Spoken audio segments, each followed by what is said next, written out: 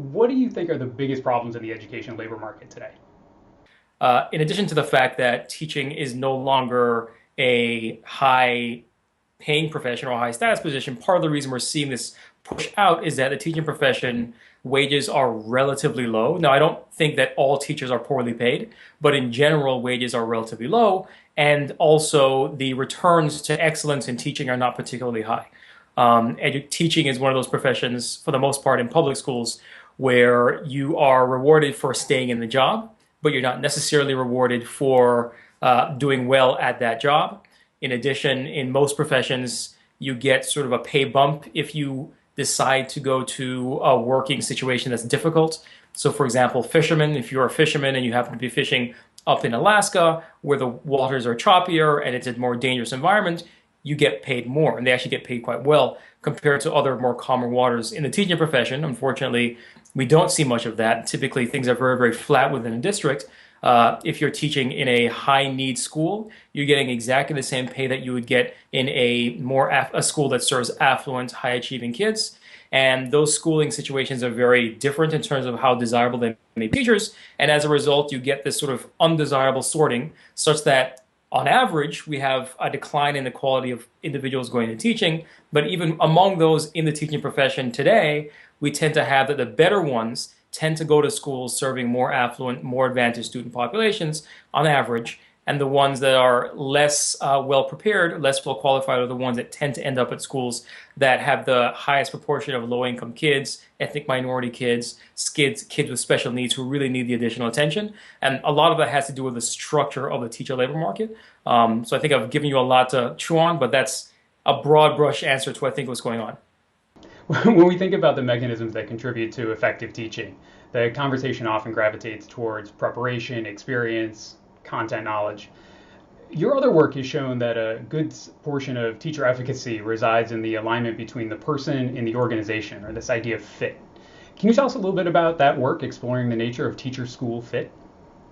Yeah, so the idea behind the paper is that, when we think about teacher quality, or the way in which policymakers have started to talk about teacher quality as if it's a sort of fixed thing that is sort of intrinsic to the teacher and is constant across contexts.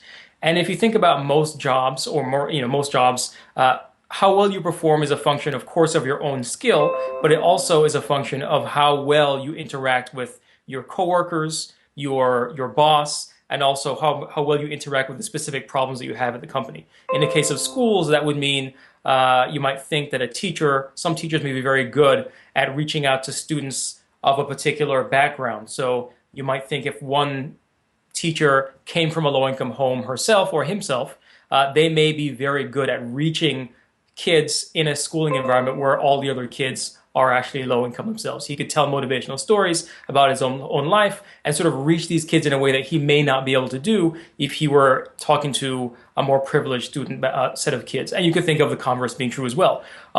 You hear stories all the time of individuals who come from very privileged backgrounds, Ivy League schools, going and teaching in an inner city schooling setting where the student population looks very different from themselves, and they're having a very tough time connecting with the kids. So part of match could simply be how well suited are you to sort of link up and match with the specific needs of the student population. That's going to be one component of match, and the other, again, as I said before, is going to be how well do you get along with your colleagues, the other teachers. So there is evidence that teachers learn from each other. So you think that if you learn from your colleagues and you're sort of get along well with them, you're more likely to learn from them if you have a good fit with them. If you don't fit well with them, you may not learn from them, which means that you may not perform as well in that context than you would in a context in which you were well suited to well match with your colleagues. The last one is sort of with the principal. So the principal sort of sets the tone, sets the agenda for what the school is doing. They may have a certain leadership style in terms of how much control they exert over teachers versus how much they don't. And if a teacher is not well suited to that particular leadership style, she may not perform as well in that setting compared to a teacher who is going to be in a setting where her teaching style or her teaching style is well aligned with the management style of the principal. So there's a whole host of different reasons why an individual teacher may perform differently in different settings. And that's exactly what I find empirically in the data. So tell us a little bit about how you found this. If you give us the elevator speech on why should we believe this is true?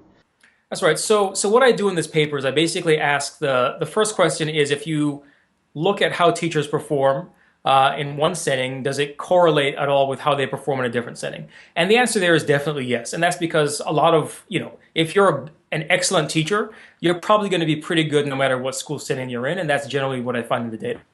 But that's not really the interesting part. The interesting part is, are you always the same? And the answer there is actually no.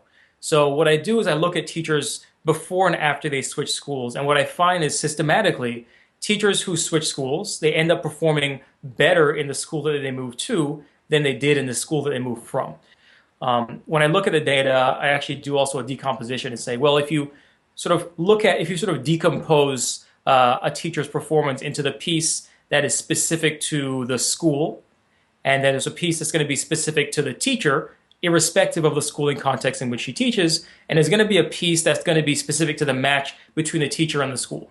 So when I do this decomposition, what I find is that there is absolutely a piece that is specific to the teacher, like I said before, but there is also this important component that varies across school for the same teacher.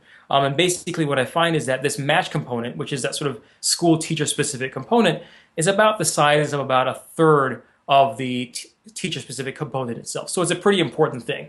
And that implies that if we could find a way to maximize the match, then we could actually improve student performance quite a bit. The other benefit is that because teachers are more likely to stay in schools where they're well matched, I document this as well, you can also reduce teacher turnover as well from that perspective as well.